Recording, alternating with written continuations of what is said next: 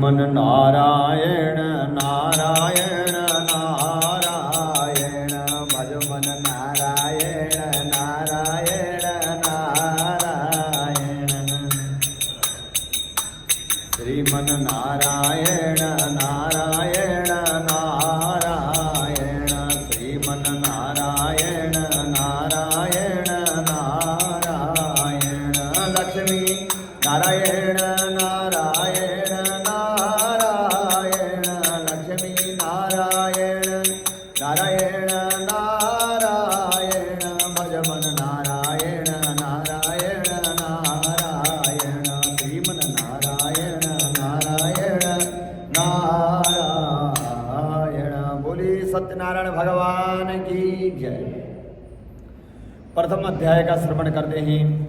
एक समय की बात है, नैमिषारण्य तीर्थ में शौनक आदि 88,000 ऋषि मुनियों ने आदरणीय पौराणिक सूत जी महाराज से पूछा, हे प्रभु, इस घोर कलयुग में वेद विद्या से रहित मनुष्य को भगवान की भक्ति कैसे मिलेगी तथा उनका उद्धार कैसे होगा। इसलिए हे मुनिश्रेष्ठ, कोई ऐसा तपस्या व्रत बताइए जिससे थोड़े समय में पुण्य प्राप्त हो तथा मनोवांछित फल भी मिले, तथा उस कथा को सुनने की हमारी हार्दिक इच्छा है। सर्वशास्त्र ज्ञाता श्री सूत जी महाराज बोले, हे वैष्णवों में पूज्य, आप सबने सर्व प्राणियों के हित की बात पूछी है। अब मैं उस श्रेष्ठ व्रत को आप लोगों से कहूँगा जिस व्रत को नारद जी ने श्री लक्ष्मी नारायण जी से पूछा था और श्री लक्ष्मीपति ने मुनिश्रेष्ठ नारद जी से जो कहा था, सो ध्यान से सुनो। एक समय योगी राज नारद जी दूसरों की हित की कामना से अनेक लोकों में घूमते हुए मृतलोक में पहुँचे। यहाँ अनेक योनियों में जन्मे हुए प्रायः सभी मनुष्य को अपने अपने कर्मों के अनुसार अनेक दुखों से पीड़ित देखकर मन में विचार किया कि किस यत्न के करने से इनके दुखों का नाश हो सकेगा। ऐसा मन में विचार करके मुनि श्रेष्ठ जी नारद जी विष्णुलोक को चले गए। वहाँ श्वेत वर्ण और 4 भुजाओं वाले देवों के देव नारायण जी को देखा और जिनके हाथों में शंख चक्र गदा और पद्म थे और वनमाला पहने हुए थे, उन भगवान नारायण जी को देख करके उन्होंने स्तुति किया, हे भगवान, आप अत्यंत शक्ति से संपन्न है, मन तथा वाणी भी आपको नहीं पा सकती और आपका आदि मध्य और अंत भी नहीं है। हे निर्गुण स्वरूप, सृष्टि के कारणभूत और भक्तों के दुखों को नष्ट करने वाले प्रभु, आपको मेरा नमस्कार है। बोलिए सत्यनारायण भगवान की जय।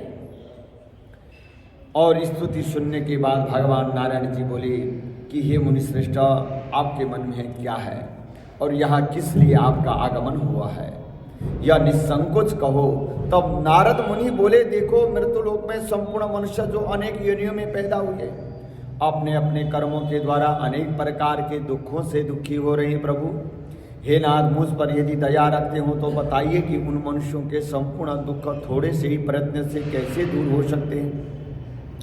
श्री विष्णु भगवान जी बोले, नारद, मनुष्य की भलाई के लिए तुमने यह बहुत अच्छा प्रश्न किया। जिस कार्य के करने से मनुष्य मोह से छूट जाता है वह मैं कहता हूँ। जब तक मोह रहता है तब तक दुख रहता है और जब तक मोह रहता है तब तक मनुष्य दुखी रहता है। उस मोह से जो छूट जाता है वह सुखी हो जाता है। भगवान कहते हैं, वह मैं कहता हूँ, सुनो, मोह से छूटने का उपाय बताता हूँ। बहुत पुण्य देने वाला स्वर्ग तथा मृत्युलोक दोनों में दुर्लभ एक व्रत है, उनका नाम है भगवान सत्यनारायण जी का व्रत। आज मैं प्रेम बस होकर तुमसे कहता हूँ, सुनो। श्री सत्यनारायण भगवान जी का यह व्रत अच्छी तरह विधि पूर्वक संपन्न करके मनुष्य तुरंत ही यहाँ सुख भोग कर मरने पर मोक्ष को प्राप्त होता है। श्री विष्णु भगवान जी के वचन सुनकर नारद मुनि बोले कि प्रभु, उस व्रत का फल क्या है, क्या विधान है, और पहले यह व्रत किसने किया था और किस दिन यह व्रत करना चाहिए। हे भगवान, इसको विस्तार से बताएं। भगवान बोले, नारद, दुख सुख आदि को दूर करने वाला, धन धान्य को बढ़ाने वाला तथा सौभाग्य को तथा संतान को देने वाला यह व्रत संपूर्ण स्थानों पर विजय प्रदान करने वाला है। यह किस दिन करना चाहिए? बोले, भक्ति और श्रद्धा के साथ किसी भी दिन संध्या के समय श्री सत्यनारायण भगवान जी का और ब्राह्मण और बंधुओं के साथ धर्म परायण होकर के पूजा करी। भक्ति भाव से प्रसाद क्या चढ़ाएं? बोले नैवेद्य में। और नैवेद्य प्रसाद में केले का फल, घी, दूध और गेहूं का चूरमा सवाया मात्रा में लें।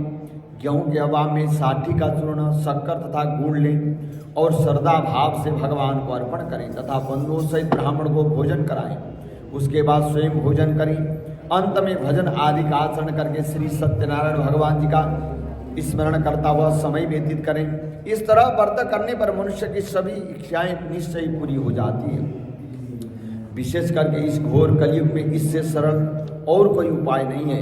इति श्री स्कंद पुराणे रेवाखंडे श्री सत्यनारायण व्रत कथा प्रथम अध्याय समाप्त। बोलिए सत्यनारायण भगवान की।